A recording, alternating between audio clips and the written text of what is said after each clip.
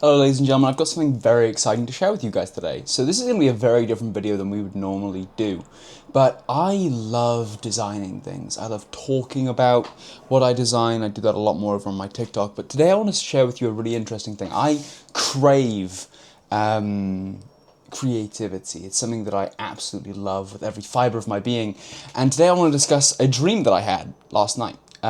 It was about a world, a brilliant and original fantasy world I've not dreamt about before. And I want to talk about, more specifically, how I think it could be used in a video game. Now, I would love to work on some of that. I'd actually love to be able to create these things that I dream about. I have a book where I write down some of my ideas about, not necessarily my dreams, but ideas. This is the third one, my third video game idea. It's more of a, well, I suppose, it is more of a video game than a story-based idea, and I wanted to share it with you guys because I think it is cool. And this will be a longer one because I'm going to nerd out about everything that I can remember about my dream and how I think it could be a very good aspect of a video game in a market that doesn't exist. Because here's the thing, and I hope this is something that is useful for you as well. My dreams are my own. This doesn't exist. No AI can create this. No person can have thought about this because it's my dream. So, and these are just a few of my things. I have come up with many other things. I create and destroy ideas all the time for my own amusement and for my own experimentation. It's one of the many benefits of being a dungeon master for D&D is that I get to implement some of these ideas that I just filter through all the time. But I have a real creative passion for this, so I hope you'll enjoy what I have to share. But this idea about the dream was this world, this very, very big world, and you know how dreams are. You can do very, very silly things in dreams. But in this world, there were a few different things. It felt like a fantasy world. And it felt real, and there was magic, and there was powerful, powerful entities. And I drew up a little map about my idea of the world, from what I remember about it. There are a few things. First and foremost, it wasn't a square, but this is just all that I can really use to articulate the way that it felt. There were major landmarks across the map. So in the east, there was a super dense forest. Somewhere towards the center of the map, there was a monument with a cave housing a slumbering weapon. Towards the far west, there was a volcano that housed a very powerful being, but we'll get to that as well. And then there were these currents that operated around the map.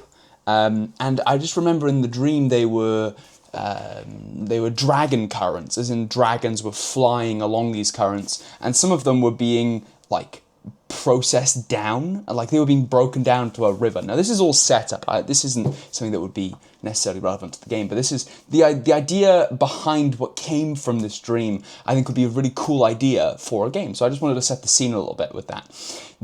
These dragons flew around inside this, like, this pattern, and some of them would continue the cycle and others would deviate, and they would be melted down into a river of draconic essence and fed over to this mountain over here, which is something that we will get to.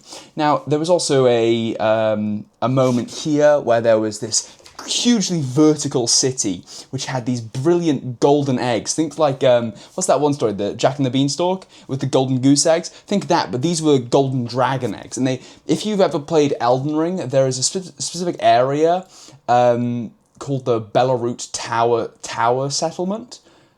Belurat Tower Settlement. That place has a level of verticality to it that was very similar to this, but it was like you were jumping from like level to level, and there were these gigantic golden eggs, but we'll come to that later. That is the setting for what this was. It was very, very strange, and I had little moments everywhere along here. I actually ended up dying in the dream at one point, but of course, because I have admin privileges, I came back. But I want to take us to this place specifically, and this is going to be a lot of me talking about the world, and then I'm going to tell you about the game, if that's okay. If that's all right. I hope that's okay. If you don't want to see that, just skip way ahead into like the future of this video, and hopefully there'll be a timestamp somewhere. If not, I'm sorry. I'm new to this. But deep in this cave, there was a slumbering weapon. A weapon of something that I recognized in the dream as being a weapon of Gilgamesh. And I just knew that I looked at it and I was like, that is a weapon of Gilgamesh. Gilgamesh being like this six-armed man, god thing. I think more of a god is more likely. And this weapon was like a steel or metal skeleton that continued to grow in size. And it was contained deep within a cave beneath this shrine here, or this temple, to Gilgamesh. And there were two sisters who guarded this temple, and I remember in the dream I got to see the finishing sequence of one of their rituals to seal the weapon. But essentially, this weapon would continuously throughout, however, in the dream it would be, days, years, whatever it may be, but in the game it would be more on like within the game cycle, would continuously wake up and continuously be sealed by these two sisters by performing a specific mechanic or raid. Basically, these two sisters had to perform a raid mechanic or raid level mechanics to seal away this thing. And for this one, it was they had to kneel down opposite each other was the last part of this raid mechanic. Again, my bad drawings. They each had to kneel down and look into a small like mirror statue which had eyes in it, and they had to lock eyes with it and basically look away and be vulnerable from this monster. And if they both were able to do that, the eyes would link and the ritual would be complete, and the boss, so to speak, would be sealed away. He would lose all his power, and he'd drop down, and he'd crawl back into his sarcophagus. Now, all of this is just regular dream shenaniganery, right? But deep, above the temple, there was this big statue to Gilgamesh. He was basically like this giant skeletal, like bony thing that the weapon beneath. All of its joints were like serrated, blades, so his like legs were just stilts of like blade, which I thought was really, really cool. But there was also an instance where the bandits came and started raiding the temple, and the statue incarnated, the monster contained beneath, which is sealed away, incarnated into the statue of the temple, and then started running amok. But we'll get back to that because it's really, really fun. There was also a moment where I was had to challenge this mountain over here. So this mountain woke up, and basically this entity similar to like Primal Groundon, if you're familiar with Pokemon, or Godzilla appeared. It was like a giant Godzilla type monster, but its entire, like from where its lower jaw was all the way down its body to like into the mountain was all just like an open maw. It was all just open maw, and it was shooting lasers and shit, and it hit me with an attack that forced me to relive some really traumatic moments in my life, which I actually decided to take. I actually had an admin moment kind of thing where I could have ducked it or avoided it, but I decided it was in character for me to be hit by it, and so that actually killed me. But this monster, after killing me, went back down, got sealed away. But again, I was speaking about these dragon streams here. So again, there's this strange kind of thing where these dragons were flying around, and some of them were being melted down to this river. It was a very, very strange thing. If you've seen the Superman movie, think of the river into the black holes. No spoilers, hopefully. Like things like that. That's a proton river. That's what it was. Proton river. Think of that as like the kind of the way it looked. This was the interesting thing, though. When the bandits attacked this temple to Gilgamesh, Gilgamesh's weapon incarnated and began running across to the forest fields. And I remember I'd been killed. I was over here by a tower of some kind on the outskirts of the volcanic region. And I remember running back over and seeing this colossal, like, piece of, like, metal man. If you've seen the very, very old Hercules, I think it was, with the brass titan or whatever it is, that's a super obscure reference. It was like that, but obviously it had blades. If you know what Zaku from Warframe looks like without his armor on, kind of like that. If you've watched Kingsman, there's that one lady who has, she's an amputee, but she has, like, stilt legs. That. And I could see it towering like a Titan from Attack on Titan above these trees, and it started running, and it ran over towards the place where the golden dragon eggs were hatching, and we were hopping up, and that's where I saw the eggs and things like that. And now I've given you a good description of what the world was like. It was all nonsense, of course. It's all just conjecture. So now we welcome you into the part where I talk about the game. Because all of this is kind of just disconnected. None of it really makes sense. So how on earth did I come up with a game from that idea? Well, this was my idea. And again, I'm not really going to be using the correct words for this, but the words that I came up with it was a game that would be a PvE, player versus environment. MMO is incorrect, but PvE, RPG, so roleplay game, battle royale / roguelike. Not battle royale, because that's wrong, but yeah. Let me explain. I've been recently infatuated by Elden Ring Night Rain. I love that game. I think it's very, very fun. And so it has that PvE, RPG, battle royale kind of elements. Imagine the closing zone, things like that. But I don't like the idea of the closing zone. Everyone has done that. Everyone knows that we see the closing zone, battle royale. I'm stale, I'm bored of it. So the reason why I said MMO is I would love this to be a game where you could have up to 12 players on the map at a time. I would want this map to be kind of like absolutely fucking massive. I know Elden Ring's map is big, but I'm thinking this would be great if it was humongous. I also would love if the places on the map were randomized. I think that would be really awesome. I also would love it if it had verticality. So you remember how I was talking about the golden eggs and how this was like a city that was super, super tall and had a load of verticality to it. I also would love that to be true for the depths as well. But the idea is this. You, and however many other people that you choose, are dropped into a world. There is a timer on this world, as there is for all things. Any roguelike, I think, is more specifically the best thing. Think maybe not Hades, but Risk of Rain or Elden Ring. There is a timer to how long you can spend before you are pressured into moving on with your whatever's going on. And the way that I thought about this was you are dropped into the map, wherever, right? It doesn't really matter. And you get the ability to acquire power, acquire weapons, acquire abilities, maybe level up throughout this map. However, there are a series of bosses which are MMORPG boss raid mechanic level bosses. Let's say there's 4 or 5 of them, okay?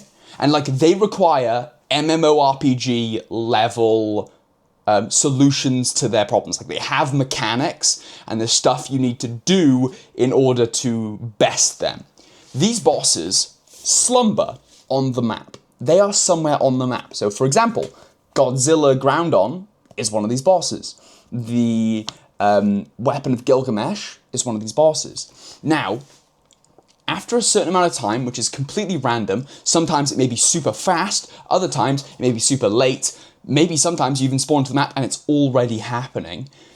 But one of these bosses will incarnate. So think about the dragon paths here, how they were flying around and how some of them were being melted down and becoming fuel for the mountain. Imagine after a certain amount of time, or you spawn in a world where you have this amount of time and then the game has chosen that is going to be the boss that incarnates. So after a certain amount of time, the mountain boss or the volcano boss will incarnate. What happens then? Well, instead of having this closing ring, the boss starts hunting you. Right? So instead of this closing ring where you have to, move to somewhere to fight a boss, there is none of that. This boss will actively start destroying the world. And you'll just have to fight it. That's the idea.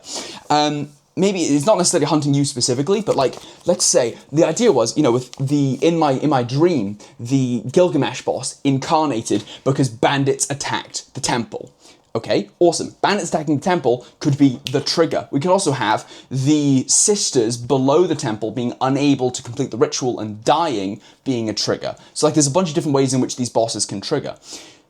the skeleton incarnation then incarnates and began terrorizing the forest, and then it went to the dragon settlement, etc., etc. Now, imagine you were in my perspective in my dream. You now have to fight this boss. But here's the thing. The boss only has its raid level mechanics when it is not incarnated, meaning you would be able to find and fight each of these bosses before they incarnate, which would save the run. You'd complete the run. And here's the thing, you do have to defeat all the bosses to beat the run. That's the idea. And the idea is like the super mega boss is that whatever boss the game decides is going to be the final boss. Here's the other thing though, is it's entirely based on you. Because you can choose to, you know, if you're really proficient at the game, maybe head straight to a boss and start destroying it or start fighting it. And you can take one of the bosses out of the running. But if you choose to do maybe the opposite, no, actually, let me articulate exactly what I'm trying to tell to you guys. All of the bosses can and will incarnate. Okay? All of them can and will. So whether you kill them or don't, you may have a scenario where you have the volcano boss, like the Godzilla thing, and the mech both trying to destroy the world simultaneously, if you have not done something to destroy them before that. And that's what I really love, because isn't that cool? You may spend too long looting and two bosses incarnate simultaneously, and now you are the, if you're going back to like Attack on Titan, you're just a civilian. You're just a member of the scout troop. You are there when the first wall fell. Like, you're just a human when the first wall fell. Like, it's something like that, where you are surrounded by titans trying to destroy this world, and you're like woefully unprepared for it. Like, there's two of them, two of these colossal beasts of immense power. And I just think that's really, really cool. Now, of course, the question becomes, how do you fight things of this scale? Of course, that's a very important question to ask. But I think that's probably one of the easier things to work out, as opposed to the other stuff. I just really like the idea that we have like these almost sieges, like they lay siege to the land, and you have to defeat them. And I think that's really, really fun and really, really cool, because you may have runs where you get super lucky and you're able to beat all of the bosses before they incarnate and you complete the run. Or maybe it's that, you know, after you've defeated 4 bosses, the last one will incarnate regardless, like things like that. And the other thing is that, obviously, and this is where we're getting super nerdy, so I'm sorry, this is a long video, but at each of these major locations, there's obviously like a mini boss or something like that isn't one of the 4 like or 5 raid bosses of the map that will give you power.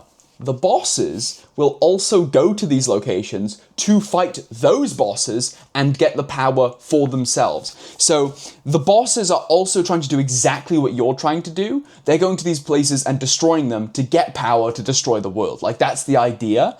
And if those bosses, again, the 5 raid bosses of the map, if one of them ends up killing all the other bosses, like, that's just, like, they obtain power from each of those ones. So if we think back to, like, Elden Ring, how you can get, like, those legendary drops, like the yellows. Imagine each of these bosses has, like, a buff that can be, that's like at that kind of rarity, at that kind of strength.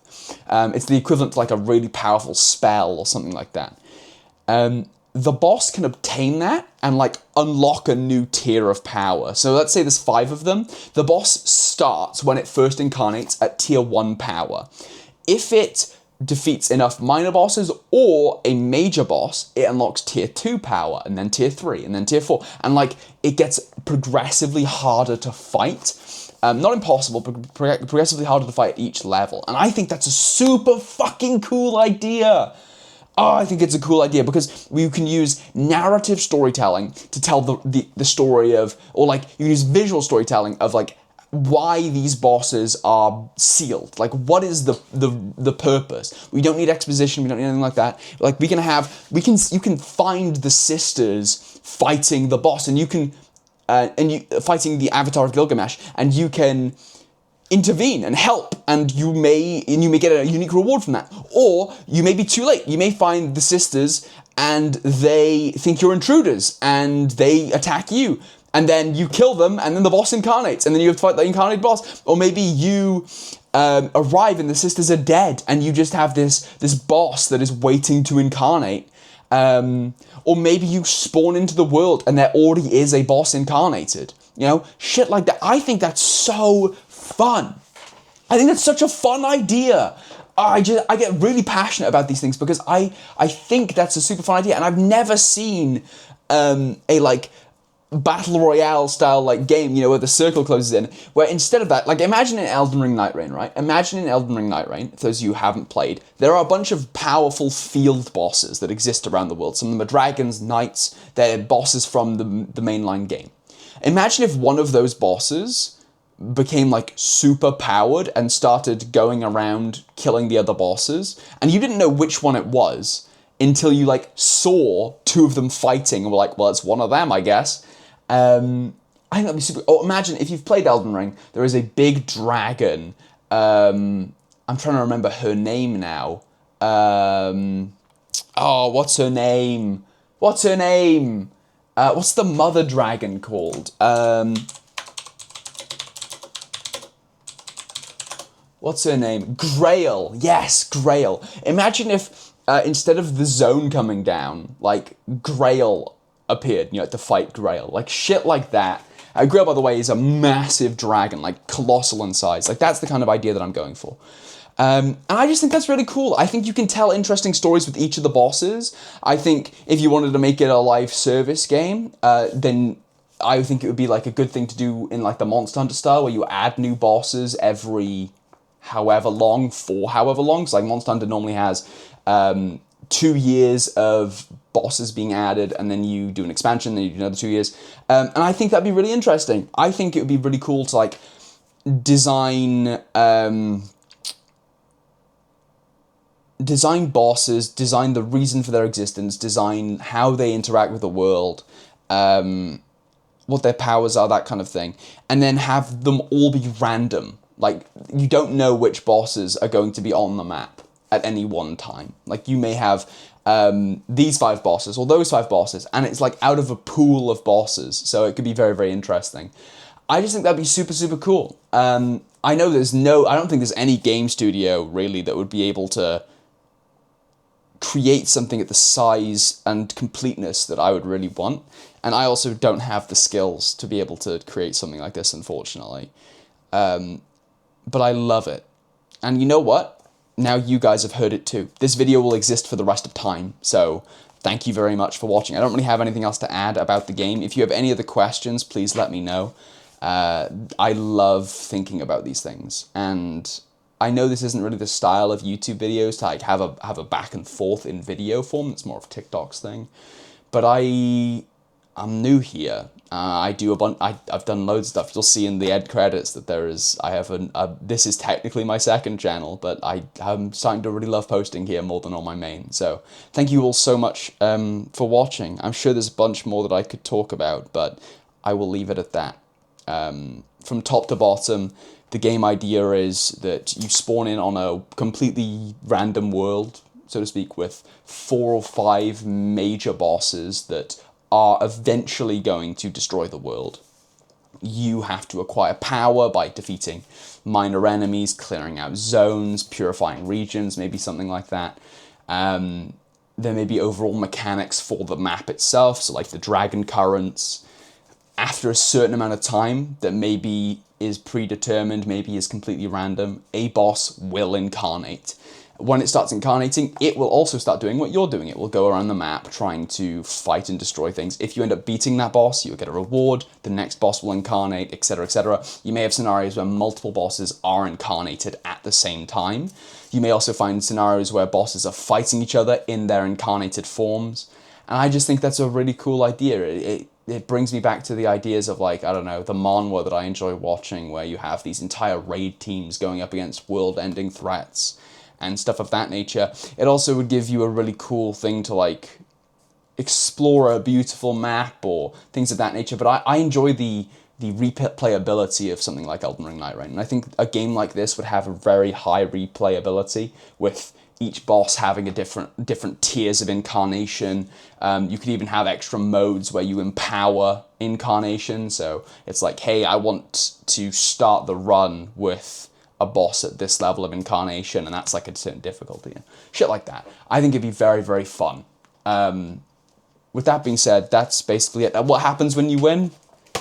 Maybe there's one final boss after all of it. Who knows? Who knows? Maybe if you're successful in defeating all 5 bosses, you face the one above all type shit, or you face the creator, or whatever it may be. I don't really have an idea beyond that.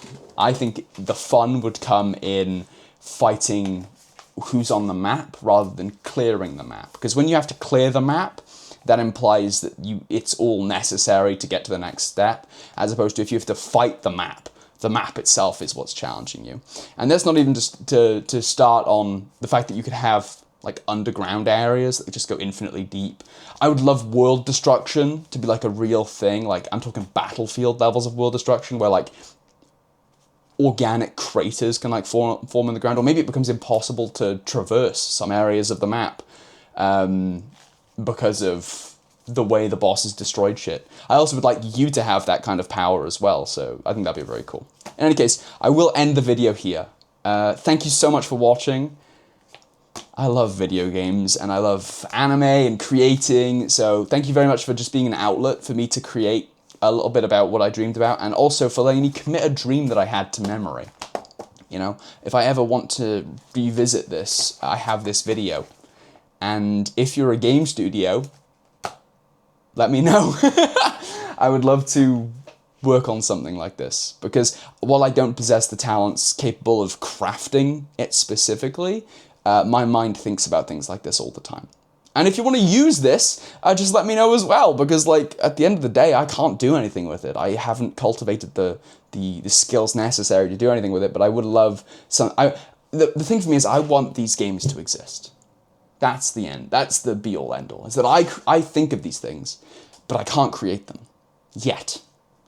And I want them to exist. I think they deserve to exist, and I think there are people who would love to play these games. And that's something for me to work out until a time where I'm able to give my creative vision to someone with the tools to execute it. Anyway, thank you so much for watching. Stay well, stay safe. This is like the 5th goodbye now. Look after yourself. Know this world is a better place with you in it. And I look forward to seeing you wherever I find you next. Thank you so much. Goodbye.